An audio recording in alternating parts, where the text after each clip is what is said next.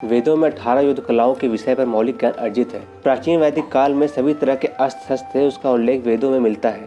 हालांकि ये किस तकनीक से संचालित होते हैं यह शोध का विषय हो सकता है, लेकिन यह तो तय था कि वे सभी दिव्यास्त्र मंत्रों की शक्ति से संचालित होते थे। जब हम बात महाभारत की करेंगे तो हम ये जान लेते हैं कि महाभारत में सबसे वीर और भगवान के निकटतम योद्धा की बात आती है तो सबसे पहले नाम अर्जुन का ही आता है। अर्जुन की शक्ति का कई बार वर्णन हमें महाभारत में मिलता है, लेकिन एक बार विराट के युद्ध में लगभग सभी कौरव, भीष्म, कर्ण और द्रोणाचार्य भी को लेकर अकेले ही हरा दिया था। महाभारत के अंतिम निर्णायक युद्ध में भी अर्जुन ने उन योद्धाओं का वध किया जो कि उस समय समस्त संसार में शक्तिशाली थे। आइए जानते हैं कि अर्जुन के पास कौन से ऐसे अस्त्र थे जिससे उन्होंने इस महान हस्तियों को परास्त किया था। नमस्कार दोस्तों, स्वागत है आपका हमारे यूट्यूब चैनल टाइम टेल्स में। इतिहास में छुपी अनोखी कहानियों को जानने के लिए हमारे चैनल को सब्सक्राइब कर लें और बेल आइकन दबाना ना भूलें।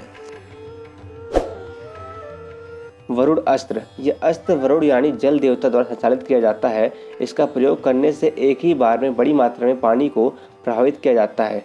मुख्यतः इस अस्त्र का प्रयोग अग्नि अस्त्र के प्रभाव को रोकने के लिए किया जाता है। वायु अस्त्र। पवन देव द्वारा संचालित इस अस्त्र का प्रयोग करने से वायु तेज हवा में बहने लगती थी। वायु की गति इतनी तेज होती थी कि दुश्मन तक कांप उठते थे।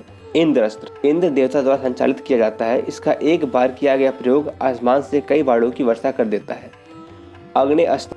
अग्नि द्वारा संचालित इस अस्त्र का प्रयोग एक ही बार में हर जगह आग को फैलाने के लिए किया जाता है।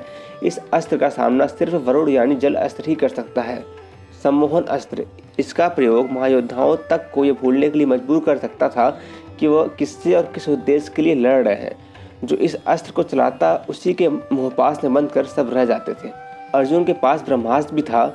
यह अस्त्र सबसे अधिक खतरनाक था। यह हर प्रकार के अस्त्रों के प्रभाव को काट सकता था। इसके संचालक स्वयं ब्रह्मा थे।